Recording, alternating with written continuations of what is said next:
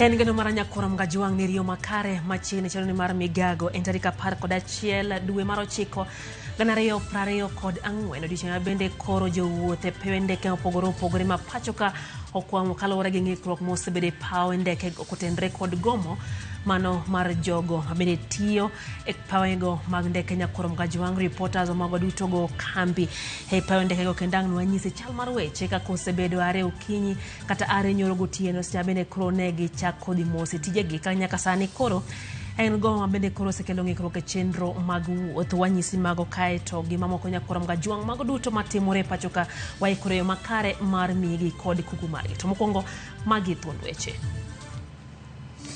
Ningeomba tu rais wetu William Samoei Ruto popote alipo aone huruma wananchi wake, na sio wananchi wake tu, watu wengi kutoka dunia nzima wanatumia hizi airport Chenro mag wuoth e paw ndeke madongo pachoka ong'ikore ka jotije paw ndeke odhi ng'anyo. Kuku duond bura mar ODM twake wi kaka biro chop e yudo gai mar duond burano mako jolo.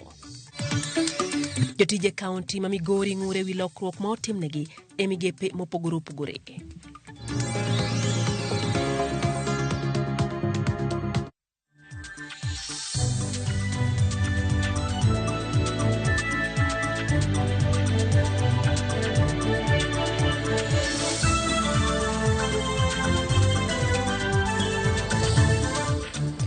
Machiegni nyakorom gajuang chenro en migago vithuolo margo kodwa mbaka wantiere live mar ote machuo kari adeka uchano ka bende wantiere live e Facebook kacha Ramogi TV KE YouTube kaito nyado Ramogi TV Kenya mbui mara X warako patnya korom gajuang chenro ne mar migago machiegni nyinga Lydia Hokeyo.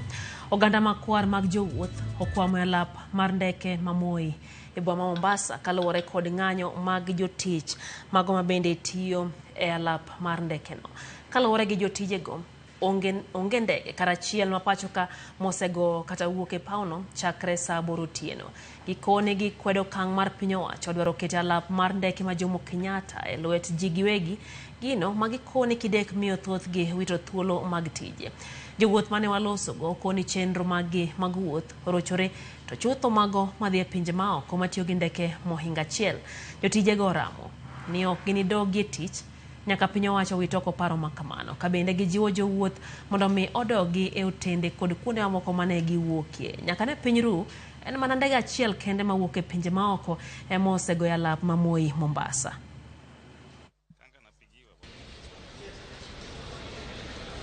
Sasa nilikuwa nimebukia ndege yangu hapa ndio niende Germany. Ninatarajia tu itakuja. Hii ni mambo mbaya kwa sababu sasa kutaabisha watu kama sisi innocent travelers. Hiyo ni mbaya sana. Mimi naona ni mbaya. Hatutakiwi kama mimi na umri yangu sitakiwi kuwa nimepanga laini hivi. Ningeomba tu rais wetu William Samoei Ruto popote alipo aone huruma wananchi wake, na sio wananchi wake tu, watu wengi kutoka dunia nzima wanatumia hizi airport afanye jambo la maana, yani isiwe inajirudia kwa sababu si mara ya kwanza, imekuwa iko hivyo, baada ya muda inakuja inatoka, atafute suluhisho la kudumu. Sisi tuko pamoja na watu wetu wenzetu wale wako Jomo. Waliamua kwamba leo iwe ni leo, na kwa hivyo hata hapa Mombasa leo ni leo. Liwe liwalo, Adani must go. Lakini kuja kuchukua JKIA sisi tumekataa kama wa Kenya. Hii airport ilijengwa na wapiganaji wetu wa uhuru hizo miaka za kitambo. Tunaomba ijengwe airport nyingine, sio kurenovate hii. Tamu zake ni mbaya, vitu zake ni mbaya. Ile makaratasi tumepatiwa hata ukiangalia hauwezi elewa imeandikwa nini. Adani owns 74% of the second busiest airport in India. So zile 135 airports za India hazitaki. He wants JKIA. Why? Korom gajuang mane chal paw ndeke mano Mombasa kabende na nyisini wagoyo tache paw ndeke amoko kabende ang'no aduogi sigano kwa sekore yo makare mbende ang'no amenye paw ndeke ma Kisumu kachiel gi mano ma Jomo Kenyatta International Airport. Kwa dio chama konya korom gajuang wang'yo mago mag somo kama seneta ma Ogwel Rafael Chimera dwaro mondo gol wachiwo hola mar basari e lwet josiasa kendo kete e lwet piny owacho mamalo mondo mi oneni jopuonjre mochando oyudo kony madwarore. Chimera wacho ni kwan omenda ma josiasa yudo mag basari inyal tigodo dino rode mag siro som jopuonjre mokalo e migao mar somo. Nyaka sani chenro mag basari ichwalo kod apis jatend piny, Jod Bura, Governors kachiel kod MCAs makanyakla gin bilionde mag omenda modhuro. Owacho ni kete e lwet josiasa miyo chwalo omenda makamano bedo mano mar siasa.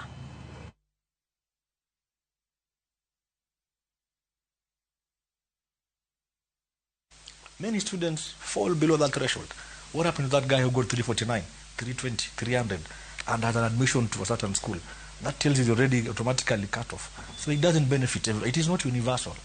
As opposed to putting money to schools directly and tell people, can you just access education universally? And even the way the whole process is being run, you know, you have 50 million as an MP. You advertise, you give out forms, bursary forms to many people. Not all will get that bursary program. Giving a form, filling the form, and actual getting that bursary is a different story altogether. So we know it doesn't happen. So it's all about balancing. We are not collapsing MGCDF altogether, but we're just moving these funds that are going towards education into making sure education becomes universally free and accessible to everyone.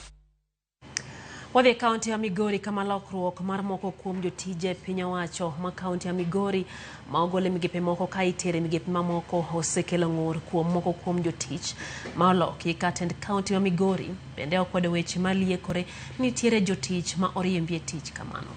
Jojuma nigi ler.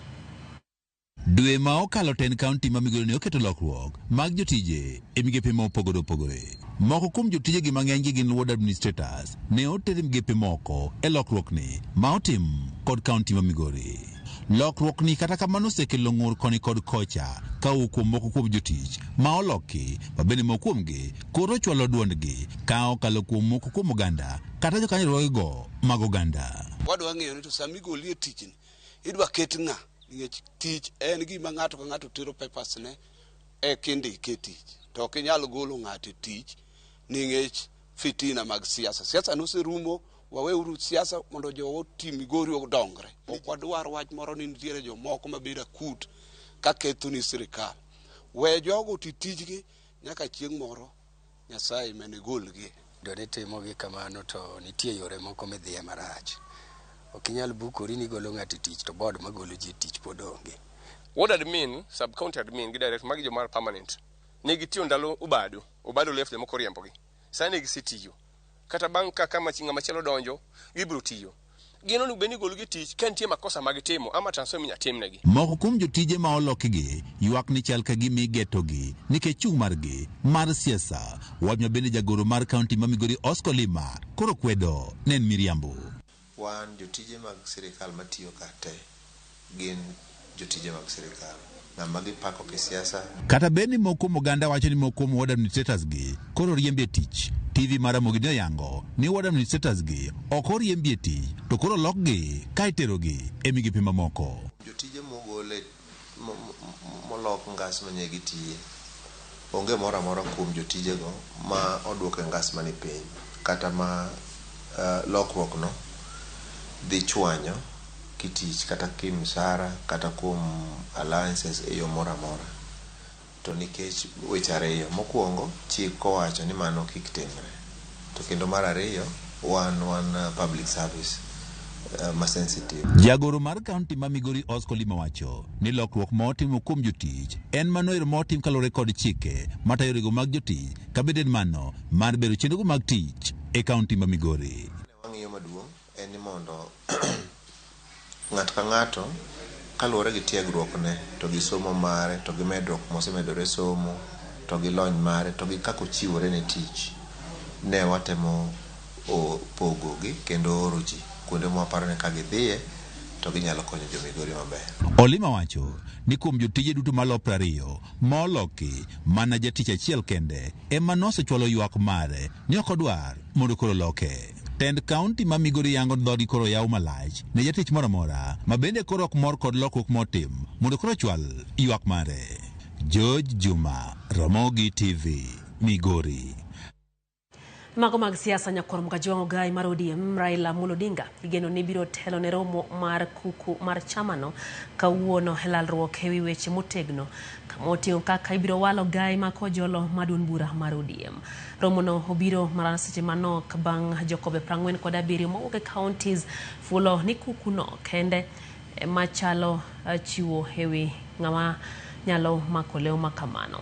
Gavana ma Kakamega Fernandes Baraza no lero ni duon burano biro luwo ng'ato mar romo ewi brong'yo ng'amoromo mabende biro ket kaka jatelo kato gai mar kojolo. Migosi Odinga osebedo gai mar ODM kuom thuolo mar higni 18 kendo koro alap dhoge ndong' ne kom mar AUC.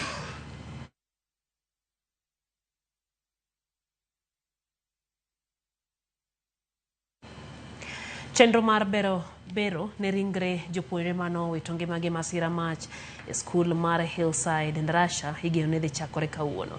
Chenro ma idhi tele kod jabero maduong' mar sirikal Johansen Oduor chakore bang' jonyuol golo nyinyo mag DNA mondo miyo konya yango jopuonjre go magitimore kinde manonro dhi nyime mar yango gimano okelo mach e skulno ka jonyuol bende rito duoko mar yango nyithindgi mano wang'e masirano. Maromo jopuonjre 21 nowito ngimagi e masirano ka sirikal laro ni jopuonjre moko ne oseng'e kama ntiere.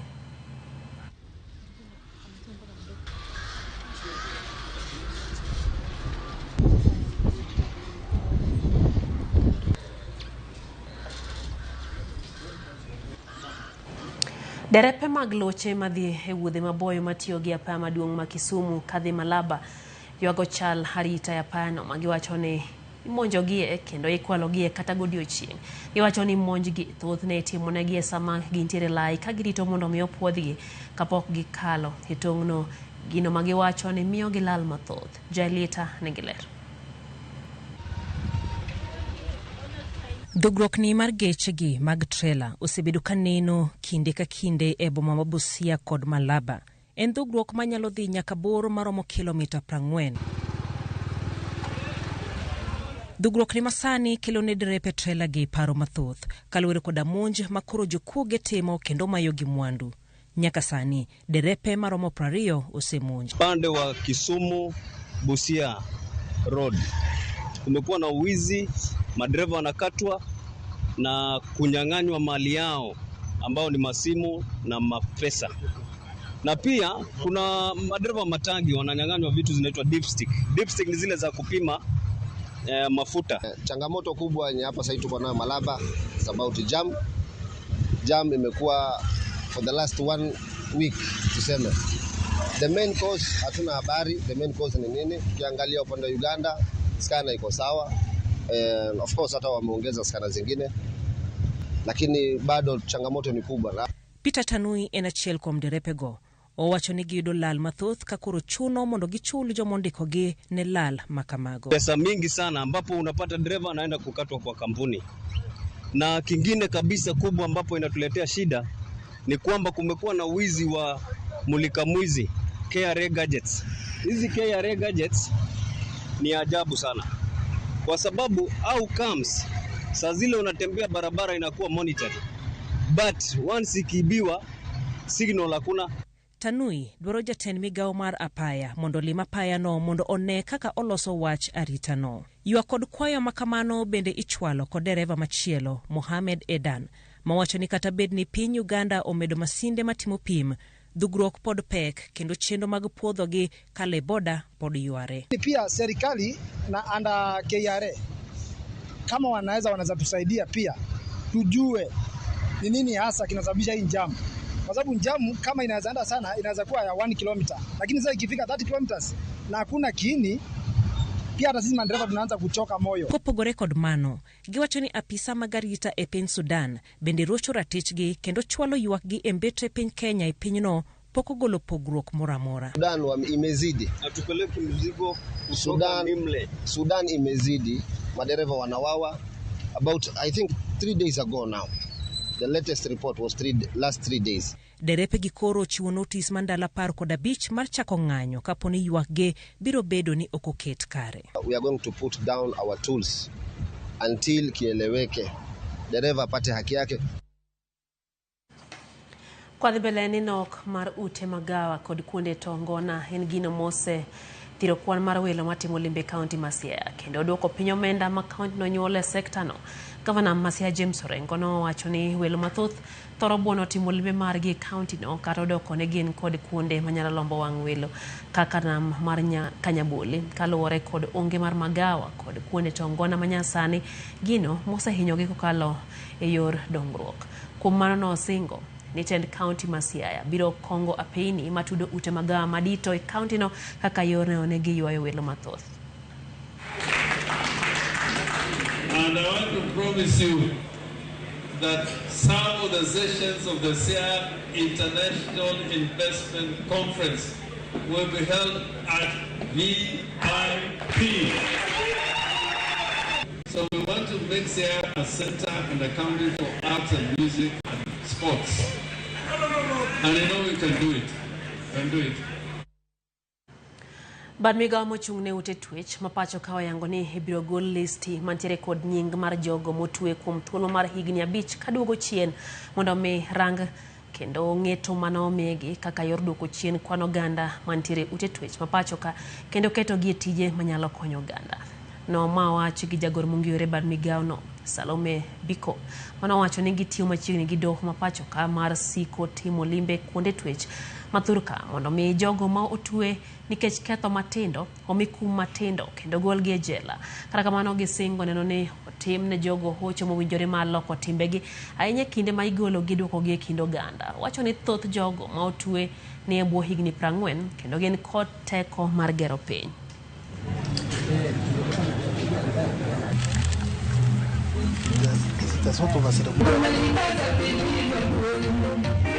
One of the ways we are trying to solve that problem of congestion in those prison cells is through decongestion. And that is why we are working very closely with the Chief Justice so that the probation officers do these reports and so that more of the judicial officers can come, and I'm encouraging them to make it a routine. They routinely come and visit these prisons and embark on that decongestion process. I'm very happy that we have rolled out a very good program.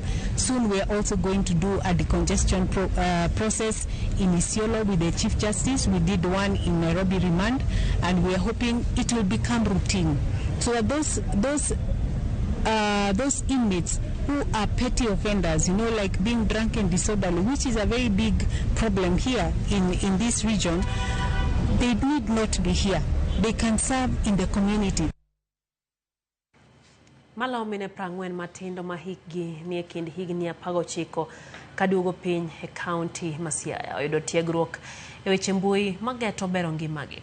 Okalo kuom chenro motisi ni She Deserves Rights and Skills Project moser gi mbetre mar piny France e pacho ka okalo kuom riwruok mar Siaya Muungano Network. Director mar riwruogno Shalina Dhiambo Tieno wacho ni mine matindo go ipuonjo yore duto mag yuto magi ka gitiyo gi mbui, chenro ma igeto timo diriyo higa ka higa kaka yor chiwo sir na minego. Gesingo chwalo ko mondo mi sir makamano bende oteri e gwenge mamoko makaluo manano jo mine matindo go odhi mbele gi ngimagi heyo makare kendo yudo gino maginyalo time kinde ka kinde. Wapuonjore kaka wanyalo timo helni kokalo e yor mbui, wanyalo tudore gi jowetewa kokalo e yor mbui. To yorni pod wageno mar riwre gi jo youth wetewa mi mondo gimed puonjore to wamed ng'eyo mang'eny e yor lony mar mbui ni. Wasebedo gi paro ni kaka migawo wanyalo timo trainings gi, wanyalo bedo gi cohort 2 higa ka higa mondo at least wamed namba mag jogo mamine ma participate e weche mag computer mabo bedo gi maber kabisa manyalo konyo ngimagi e kendo gayo luenje ma samoro yudo ka betie udi nikech kalure gi mai ginyalo ng'eyo kaka giyudo information e weche mopogre opogre kendo ginyalo yudo tije mopogre opogre kalure gi mai. To kamoro pinyo nyalo bedo ni to jogo ma ok gin mine matindo to gin kure. watemo mondo wa engage kata wariw jogo duto man kod need kata chan e yo mopogore opogore kokalo kod programs mamoko. Wan kod programs mopogore opogore kaka Stawisha, Muungano beni kod programs mopogore opogore, Awepon beni kod programs mopogore opogore. Mar en rango ni mondo thuolo bed ne jogo mamiyo, jogo matindo, jogo manyiri mondo mi wawuoth kaachiel. En ani kuom thuolo kwa thuolo nyaka wanwang' sidieng' achiel ma wanyalo wuothogo. Korom gaji wang'anyo mar jotije e paw ndeke ma JKA bende koro bedo kod ng'ikruok chenro mag wuoth. Gino ma koro kelo dhugruok mag jowuoth mayuak ewi deko e wuodhegi mopogore opogore. Ng'anyoni mano chakore otieno manyoro itimo kaluwore kod orak mar tayo paw ndeke ma JKA ma omi kambi mar Adani Holdings wuodhe moko mag ndeke mag Kenya Airways kod Jambo Jet. Pachoka bende wachore ni osedeko kendo koro ntiere kod ng'ikruok. Wawinje mathoth kuom reporter mara Willy Lusige mantiere paw ndeke ma JKA Nyakorom Gajuang. Willy Lusige, good afternoon. Thank you for joining us here on Ramogi TV. We understand from last night there has been a standstill at the Jomo Kenyatta International Airport, something that has really paralyzed the transport matters. Kindly bring us to speed about exactly what is happening right now, Willy.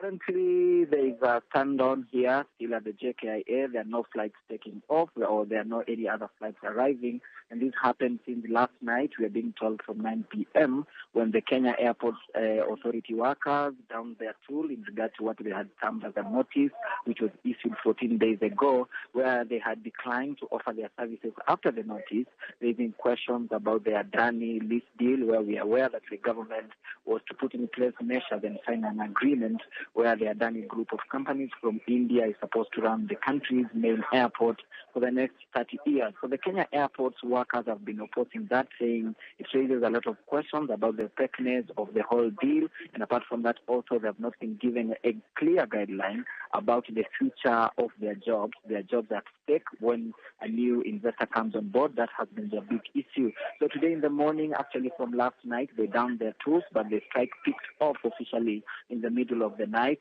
As early as 6 a.m. in the morning, there were no flights taking off from here or even those ones arriving. So now thousands of travelers are still stranded here, both local travelers cutting across a number of towns where we have local flights, and all the other international flights, all of them have been grounded. So all the passengers are stranded here in confusion. They don't know what to do, where to go. They're still waiting to see what will happen next. Early in the morning, we also saw KOTU Secretary General, that is Francis Atwoli, together with the Kenya Airports Workers Union, coming together and converging here at JKIA, telling the workers to continue with their protest until they finish their indoor closed-door meeting with the government, which we are being told is still underway. So we are waiting to see what will happen next, what kind of guidelines will be able to be given from the Kenya Airports workers after that meeting. But so far nothing is happening. Thousands of travelers are stranded. All the planes that had landed are still grounded, and we are still waiting to see what will happen next. Will the strike end or will it continue? And if it continues, then what will happen to those passengers who had booked their flights? Many of them are just getting messages to keep on waiting from their respective airline companies. So they're still stranded, not knowing if to leave the airport. It will be following up in detail for us to see at the end of the day then what will transpire. If the protest will continue for how many days, if it will be halted, then what will be the agreement between the Kenya Airports workers and the government for that to happen. Willy, just before I let you go, have you talked to the authorities, especially the authorities of the Kenya Airports Authority? What are they saying regarding this standoff, given, just for the benefit of our viewers, given the situation in the country that is now affecting every other activity in regards to transport? The Kenya Airports Authority, which is in charge of the workers, has remained silent. We are aware it has continued to remain silent since even when the workers threatened to begin their strike. But they have issued a statement via their social media sites where they are saying, yes, indeed, there's a problem with the airport. Workers have downed their tools.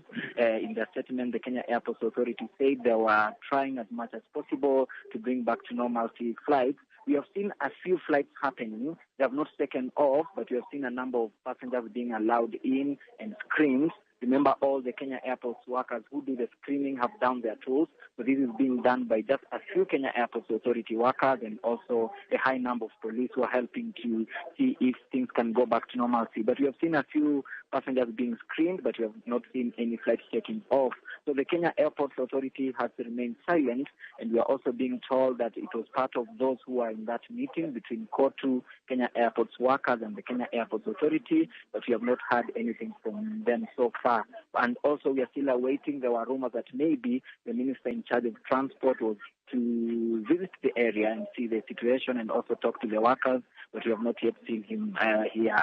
So I think, to be precise and fair, that the Kenya Airports Authority has not given any other statement apart from confirming that yes, indeed, the strike was on. Thank you very much, Wilu Sige, for that update. We appreciate that effort. And of course, we'll be able to get more from you for our viewers at the end of the day. Nyakora mgajuang thought jo wote paundeke ma Kisumu, podo kwa me paundege ma Kisumu. Kendo giyango negikia koda kawuodhegi lichopo kare kata oyo. Maen kalore kod ng'anyo mar jotije ma Kenya Airports Authority ma Kisumu mabende huko komari ore kod jowetegi ma paundeke ma Jomo Kenyatta International Airport. Mar ng'anyo kakoro gikwedo chiwo paundeke no ne kambi mar Adani Holdings. Ng'anyo makamano no chakore diro tino sa uchiel gino makoro miyo yore mag wuoth gi ndeke kaka KQ Jumbo Jet pod ok otiyo hare ne pinyru. All the flights that are landing at this place, they are landing at their own discretion.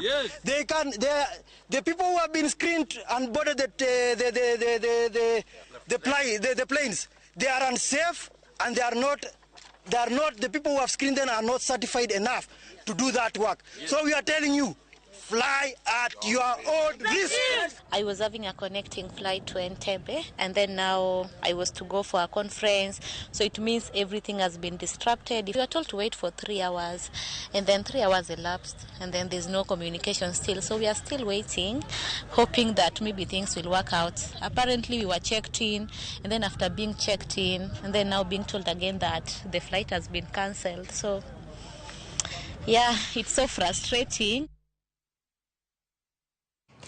Kono mgajonda kan prayo koda beach bang sabirio mar odiochieng chenro en migago mana chal weche paunde Kenya kono mgajuang en gino abende koro kelo ng'ikruok weche go mag wuodhe pacho ka kochakre paundege ma Jomo Kenyatta International Airport nyaka Moi, Mombasa kaachiel gi Kisumu International Airport duto gintiere kod ng'ikruok mag chenro mag wuoth kotenre kod gomo mabende koro itimo kanyo gi jotije mag Kenya Airports Authority kabende gikwedo kao JKA keto elwet Adani Holdings gino magiwacho ni dhi miyo wechegi mag tije bedo kod ng'ikruok nyakoro mgajuang. Kapok wayueyo mokwongo Jaro Soja wachakanyo ne okwa mondo winjruok koro bedie mag wuoth mag paundeke nikech kata en kawuono onyo beno dhi dala game kendo odhi chiwa ayanga gate Odendo Primary School manyocha no gero kokalo kuom Dr. Raymond Omolo to koro tame kako chopi mano kanyo iluongo ni Green Army Chief Gor Mahia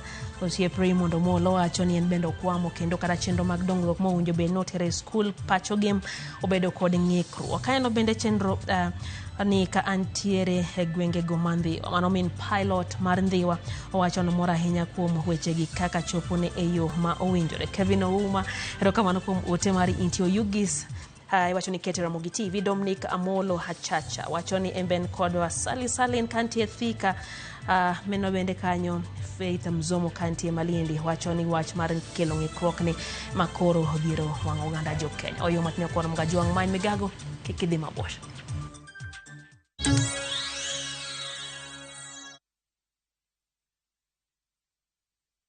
Jipange na View sasa imerudi kwa mbwembwe na vishindo. Jipange leo kwa nafasi ya kujishindia mamilioni ya pesa. Jipange ushinde na View sasa.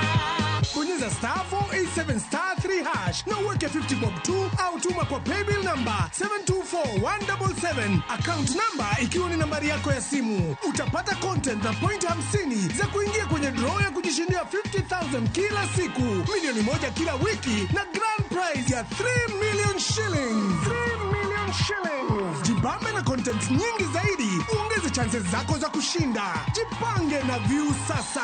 Weka 50 bob tu na huenda ukajishindia 50,000 kila siku, milioni 1 kila wiki na grand prize ya milioni 3. Sheria na masharti kutumika. Imeidhinishwa na BCLB namba 0000130.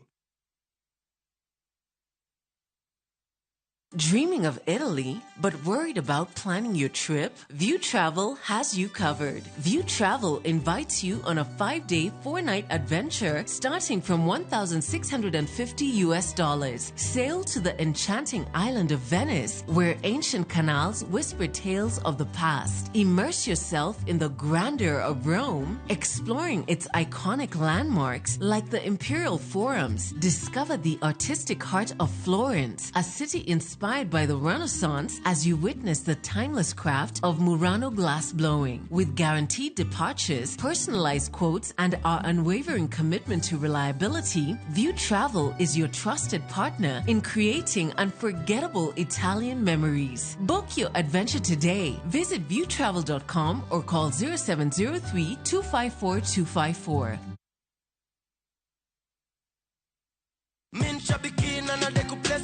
Huyu ni Dan kutoka Meru, ndio mshindi wetu wa 1.57 million Kenya shillings pale kwenye jackpot. Uliekelea games ngapi? 13. Na ukashinda zote? Kabisa. Wow, goodness. Nilikuwa na shilingi 49 kwa account. Nikaona nicheze hiyo midweek jackpot, kapata 13/13. Naweza tu bashiri na ingiane. Una plan kufanyia nini hii do Bazenga? Kununua nayo biashara zangu. Kwa wale wasio ambao hawajaweza kucheza shabiki, unaweza taka kuambiaje mzee? Azindi kucheza shabiki ni ukweli, azindi kucheza hata wao watakula kama venye nimeipata yote. Ingia www.shabiki.com, click kwa jackpots, select Shabiki midweek jackpot. Chambua game zako 13 safi, alafu wekelea bet yako. Imagine ni rahisi tu hivyo. Cheza Shabiki midweek jackpot. Pia wewe tukuite milionea. Mina dai wote twenda hivi. Not for persons under the age of 18. Authorized and regulated by BCLB 671.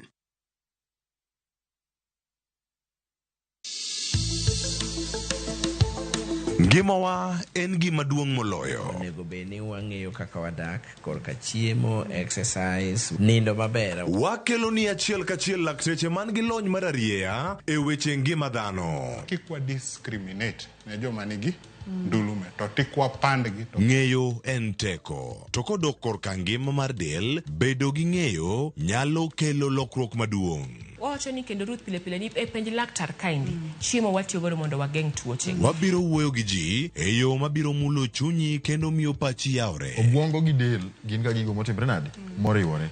Koro gimipidho obwongo mari luwore gi gino mipidho dendi. Riwri kod Ruth Otieno e penj laktar. Wuok tich nyaka tich abich saa 12 odhiambo mana Ramogi TV. Penj laktar. Ngima en mwandu.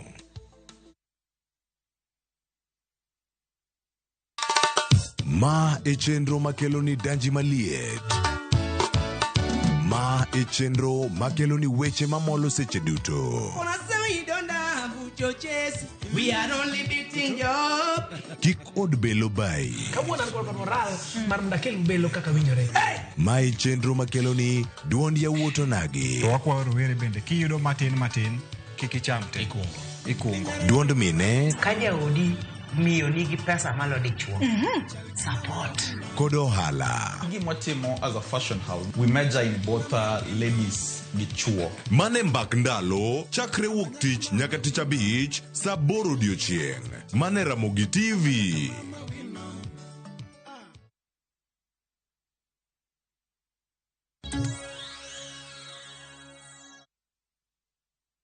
Machiegni karo nyakwar mga jwang' chenro en migago wadhi mbele gi weche manyien. Jachung' kod otiko maduon bura mar Democrat e piny mar Amerika Kamala Harris onyiso johera mage ni pod gin kod tich maduong' mar lombo jogo jokara jogo ombulu eka gibi yud loch e yiero maduong' mochan bagi e piny mar Amerka dwe mar 11 higani. Owacho ma bang' twak margi mokwongo e kinde kod jachung' mar Republican Donald Trump manotimore boma Philadelphia kodong' mana ndalo 56 kende to jopiny Amerka dhi e debe. Kamala Harris ma en jalup jatend piny Amerka noyudo tiko mar chung' kod duond bura mar Democrats kendo dhi piem kod mane en jatend piny Amerka kendo jachung' kod tiko mar Republican Donald Trump.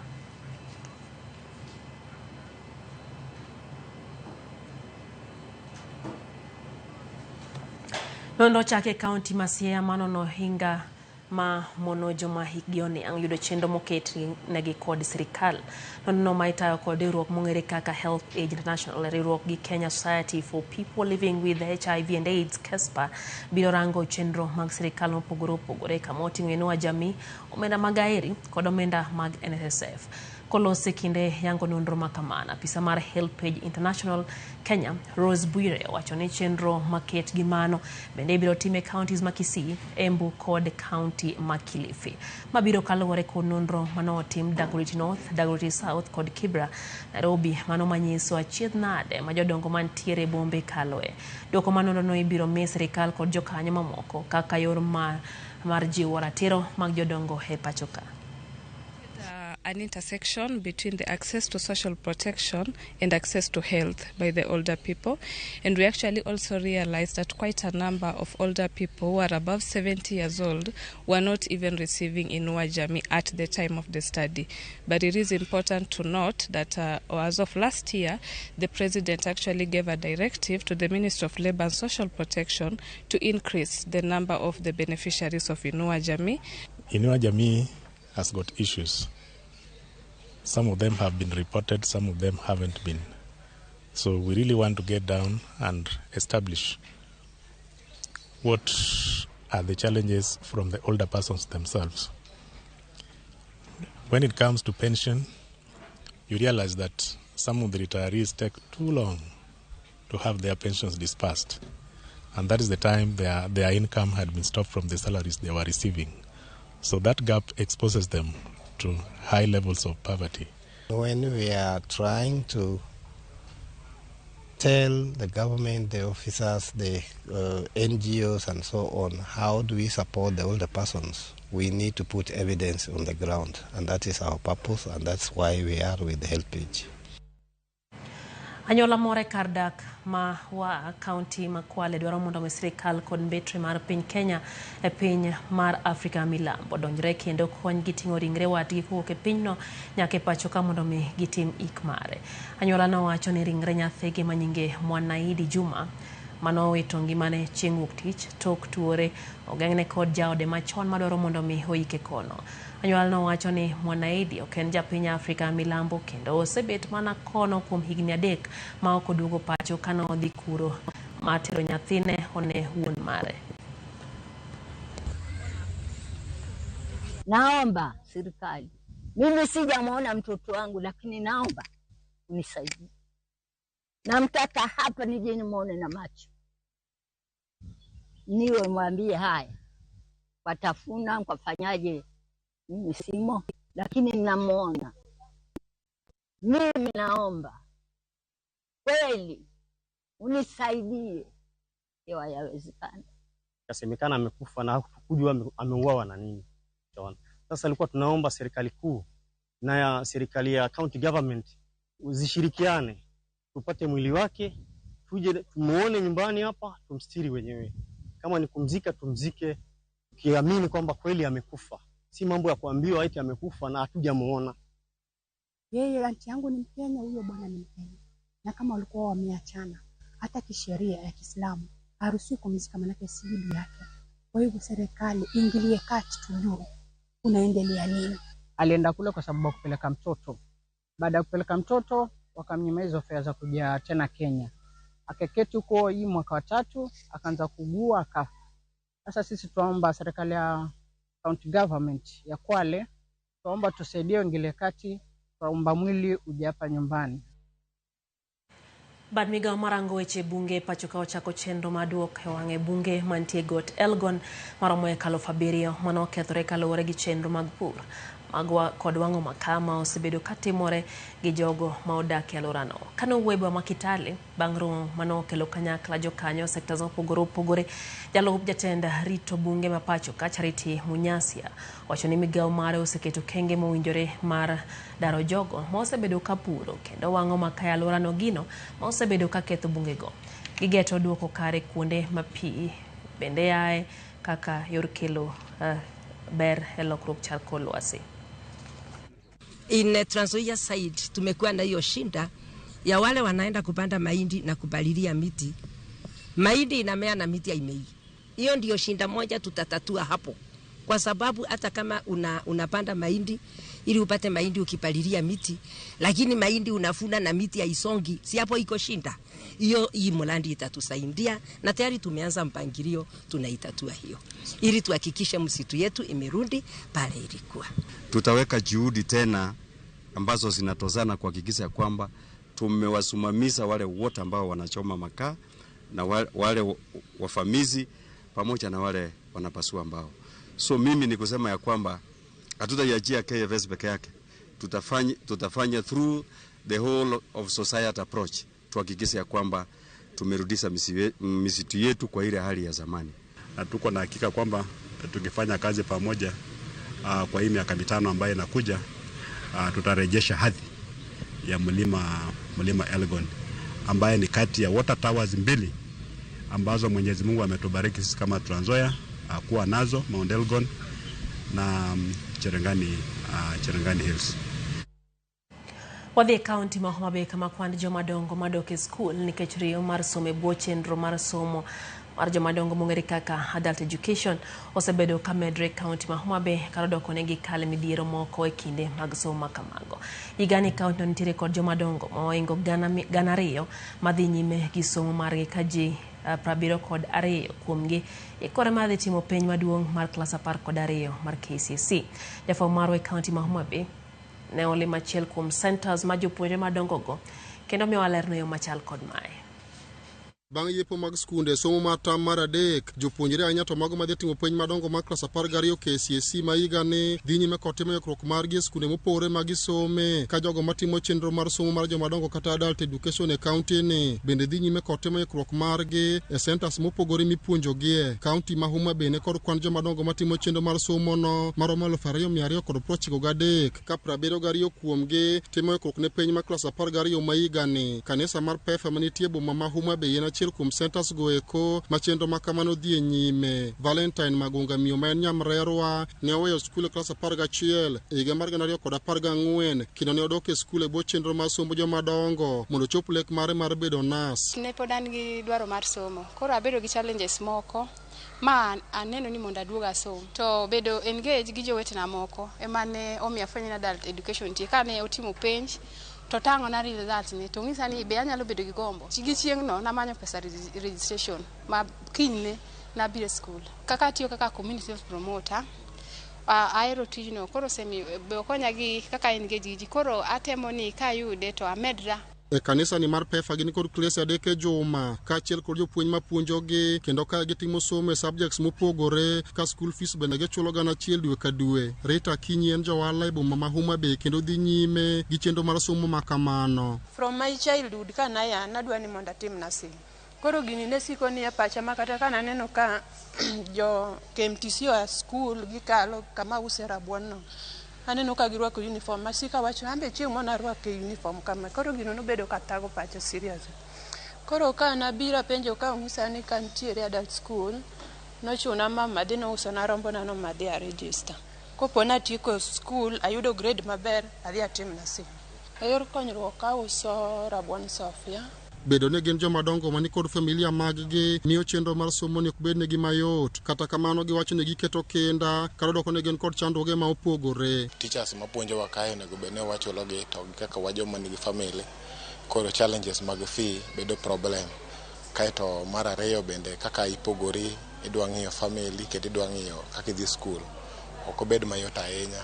Agombo mondo abed japuonj, agombo mondo well wishers ka watieko school ka Nyasaye olochonwa watieko to well wishers owuogi omanywa mondo mi omiwa support. Jogo ma ochung'ne chenro mar puonjo joma dongo e kaunti ni wacho ni nitie pek moko ma gineno kama oting'o nok mag jopuonj ka gikwayo piny owacho kokalo migawo mar somo mondo yorange malong'o wachno. Adults gin jok modich.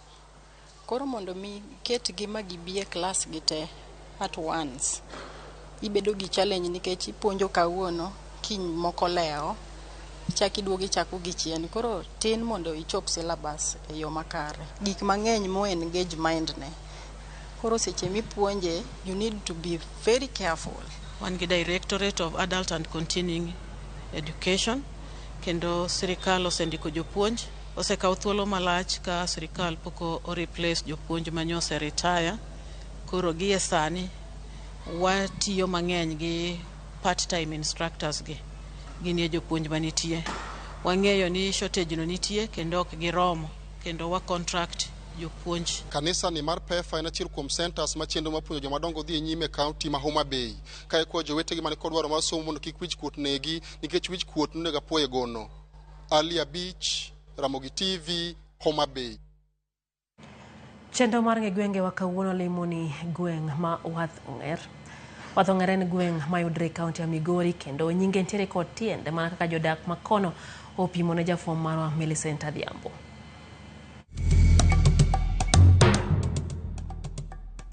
Nyakwara mogi machiegni kendo e telo machielo e chenro ni mar ng'e gwenge wa jumani kalapapla mar ng'e gwenge pod onyonore mana e kaunti ma Migori.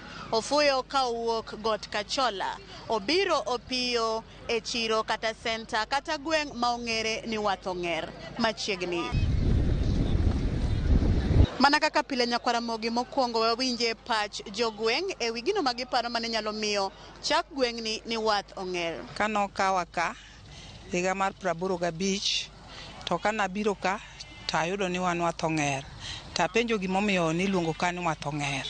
Ka penjo kwarwa to kunadi gimomiyo ni luongo ka ni Wath-Ong'er. Ong'eche ne ng'eny e bunge ne ng'eny ka. Ne nitie ong'eche moko mane ng'eny ka kabisa. Koro ong'eche gi ne gilawo ji imako nyaka gwen. Koro mae momiyo nochake ni Wath-Ong'er. Ne nitiere ong'eche moko e Dhaura ka bungu mo nitie mano yugno kabisa. Koro ong'eche ne kanyo to kwach bende ne kanyo nikech ong'ere en chiemb kwach. Mano ne timore in 1936 ka kane pod onge daraja nitie ng'at miluongo ne Ong'ila wuon Awuor ma nyakwar Nyang'or Nyojina. En mane en gi yie mane kwango ka ji a Ndiwa, ji a Ramba kadhi Tanganyika kabiro kademwa ka to yiene mane kwango. Kasto Wath-Ong'er ka no ket center nitie joma ne nudo nyuka.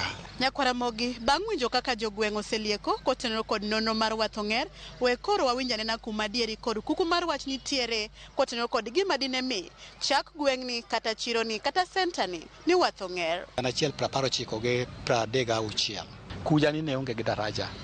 Kuom mano nomiyo jok mane ne nitie ndalono jodongo kaka jaduong' mano wachnwa nyinge niluongo ni Marcelo Okeng Awuor mano yudo kodak machiegni ka nochako gero ot moro mar lum mane ginyalo loso e chai kod jaode.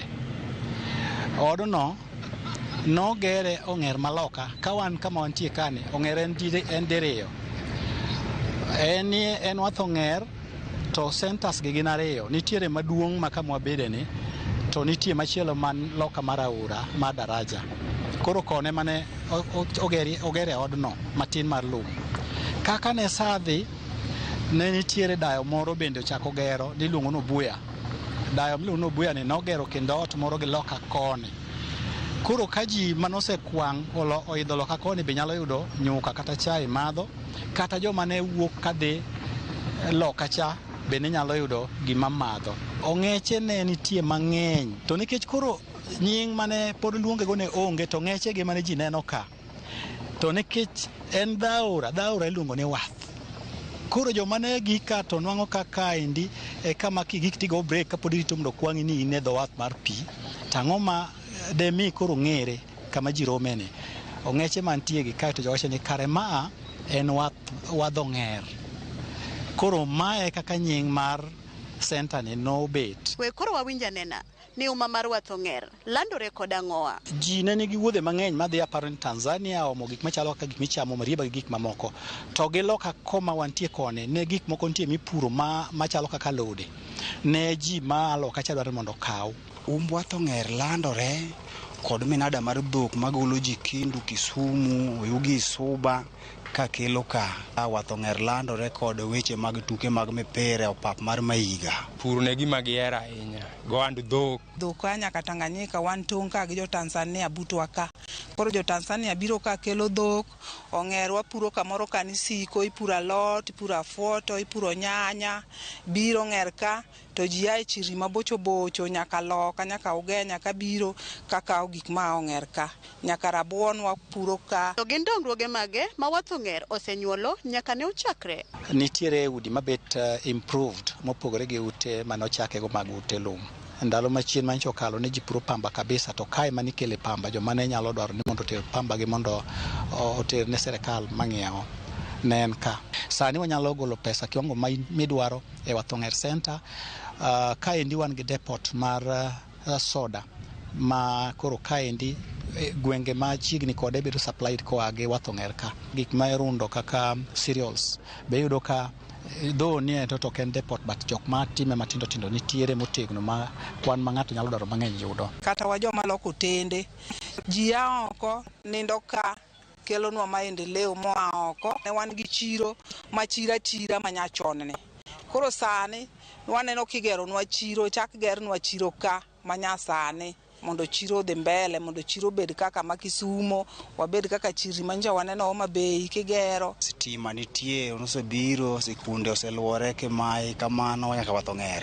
Pi wan go ka mano kalo ka miluongo ni Kuja mane kwang'e gi yieno. Kaso sani wan gi pi mano chako kel ka mane mwese mewa Tom Odege okunyo CDF bende bathe ka. Osenyuolo siptal, osenyuolo chiro maduong' ma iloke dhok. To gi paw mipira be en go ma ji tuge ka sa ugik sa nyuol Desemba to ji go mipira ma festival moriwo nyatike mangima. To kata obedo ni jodak kata jo ohala ma Wathong'er kwano dongruok achiel ariyo adek. Rem mage ma pod gin go magigombo ni otim e alworani mondo Wathong'er omed ting'ore malo okel lokruok e ngima jodak kod jo ohala ma alworani. Ndaro tamowa koro wadwaro ni mondo okelnwa ndara mondo ndaro wa Migori ochwenwa mioro okalnwa dier Ong'er ka mondo okelnwa godo gik moko wakaw gik moko to watero wambe waloke kaka mon ma oko timore nade loko tero gik moko nikech gigo wagi ok nyal dhi ka wan mana iye ka. Koro jok mabiro kawo to kepo gi bei matin nikech koro onge kaka watimre nade kaka wang'e mondo wan be wadhi godo mbele. Wagombo ni mondo koro Wathong'er area mondo koro kelnwa gimiluongo ni irrigation project mondo watigo gi pi mar Kuja makalo kama dhi nam. Paw mipira ochiel maber mondo Ong'er omedre to gi chitwa no osechak gere to pok ogere morumo dan mondo ger chiro no mondo ber chiro malong'o gi chich dhok. Low mane nitie nyaka sani tin ji oseingo population makoro nitiere oseingo. Wuon di neno ka giriede bath ndara ma samoro nyalo bedo hatari ne ngima jogo nikech kanyo geche beringe. Koro de wakwayo ni serikal kane nyalore to de ginyalo sos yo lo moro kendo. Mana kamano nyakwara mogi gi kanye mwachopo godo e giko matielo makawuono e chendo ni mar ng'e gwengewa. Oriti masani warom kendo juma manyien kuma bro duogo ni kod nonro mar gweng' machielo. Nyinga Millicent Adhiambo kata kiero inyalunga ni Nyaboma.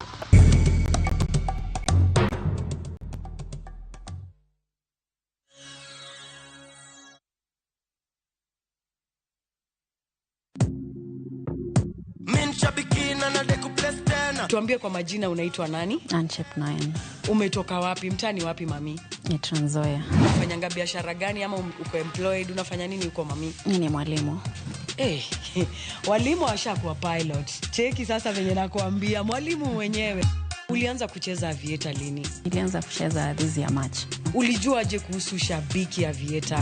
Nilisikilia tu colleagues wale ucheza. Pale Jobe.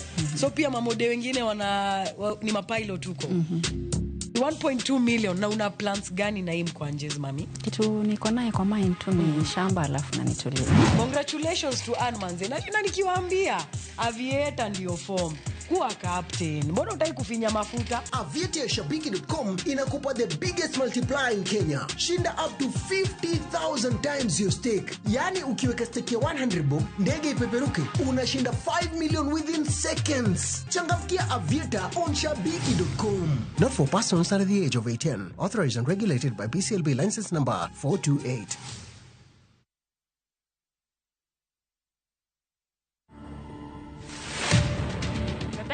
Is now in charge of positioning Kenya as a premier destination for wildlife and tourism. The country experienced the worst drought in 40 years, and I was the minister. How do you rally the country towards one important agenda? I took it upon myself. I went to the ground to experience for myself, to even empathize. And when I look back, I am so happy that we never lost any lives because of drought. To watch this story and more, download the Citizen Digital app today. Kenya's #1 app, Citizen Digital.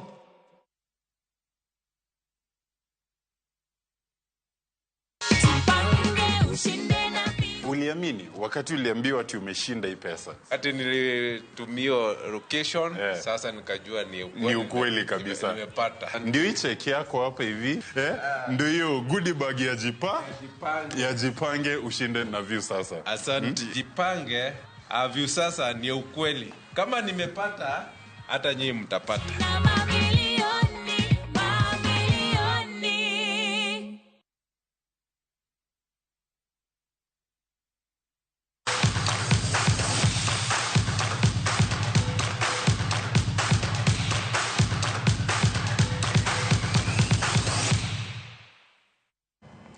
Machiegni mago mag tuke nyakwar mga jwang gonde ariyo kuom jotugo John Javier Gideon Kabu